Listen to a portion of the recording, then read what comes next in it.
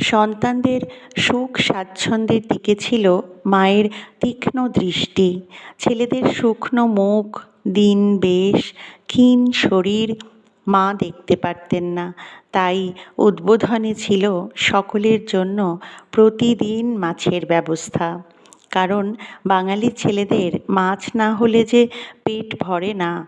আহারের পরে সকলেই পান খাবে, তাই মা নিজেই পান সেজে রাখতেন। আবার যারা পান বেশি ভালোবাসত তারা বেশি পেত।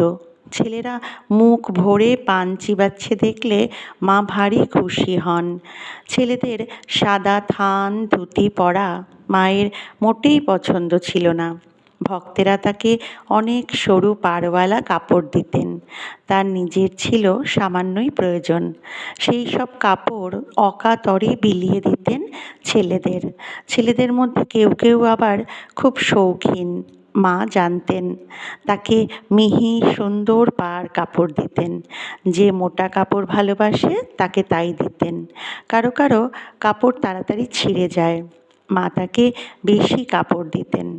খাওয়া, জল খাওয়া সব ব্যাপারেই যে যেমন চাইতো, যার পেটে যেটুকু সহ্য হতো মা তাকে ঠিক সেই রকমই দিতেন। শ্রী শ্রী মায়ের পদপ্রান্তের প্রথম খণ্ড থেকে। জয় মা।